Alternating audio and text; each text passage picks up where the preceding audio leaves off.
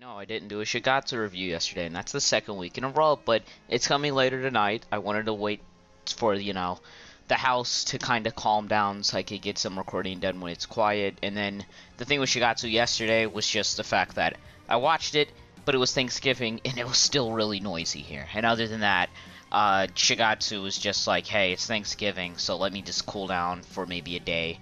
So, yeah, there you go. So now we're going to go ahead and get to Selector Spread. Now, I haven't done a review in this for about 3 weeks, but I have done some really good job predicting what's happening. So I've done a good job at predicting the betrayal with Akira. I didn't think she'd stab her. I did not see that coming. I knew that there was going to be something dark that happened, but I didn't think it would be this way.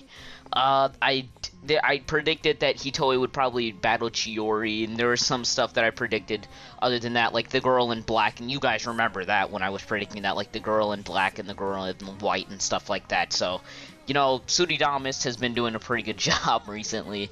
Other than that, we can just go ahead and get straight into the review. And I thought that this episode of Wixoss was fantastic, but there was one problem. And it's the problem that the entire series has. It's the fact that because the rules of the game were never explained, and I know that people have told me that they'll never be explained and they've linked me to stuff, but here's the thing. Because the rules of the game are never explained, you don't really know what's going on in the middle of a battle. Like, you understand that people are battling and there's attacking going on, but during that suspension, that tense moment when Shiori was trying to look for the right card, and we're like, what does that card do, and what is that card? They told us what the name of the card was, but we're like, what does it look like? What's the card do? And just what's the purpose of the card? It's what's going on, and it really confuses the viewer because even though this is a psychological show, it's also a card anime, so you can't forget that. And I think that's the only thing that really holds this series back from being extremely almost a masterpiece, because it's a really good series, but they don't explain that, and that is a real problem to me. But like I said, that was really the only problem I had with his entire episode. Everything else was just fantastic. Ulith, my god, she's a really good villain. She's a bitch, but she's a good villain.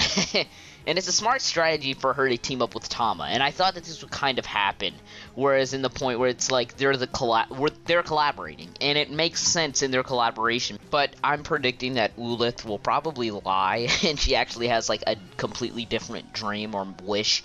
So we're just gonna have to see how that plays out. But I am confused, kind of how in the game, or when they were showing us Mayu's backstory, why did the girl in black or Yona look like Ulith, and Ulith look like just how Ulith used to look?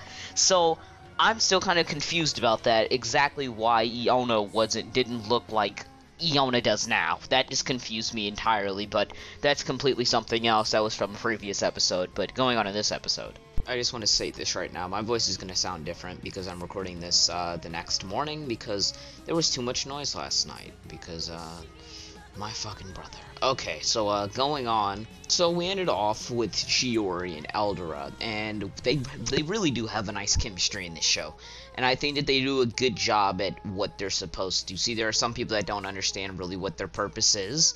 Their purpose is mainly just to brighten up the mood, to show that the show...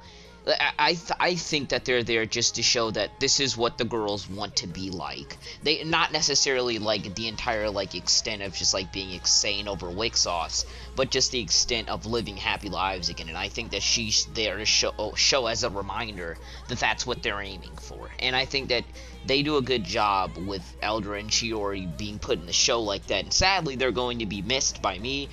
But, hey, I can't do anything about it, so that's whatever. The OST is really good. They did a great job. It does a really good job at setting the mood most of the time. I also do like how Ruko and Hitoi did what was reasonable for a friend to do. See, if you, see something your friend's about to get destroyed, you want to pull them out of their demise. And thank God that they actually had some sensibility to pull Chiori away from Akira, because something would have freaking happened. And we all know something would have happened. And it's a good thing that they at least understand basic concepts. So, yeah, that's pretty much everything. So, anyways, thank you guys for watching. If you guys did enjoy, please leave a like, comment, and as always, I will see you guys in the next video. All the other reviews that I missed, like Shigatsu, will be out today. I will make sure that I get them out. So, deuces.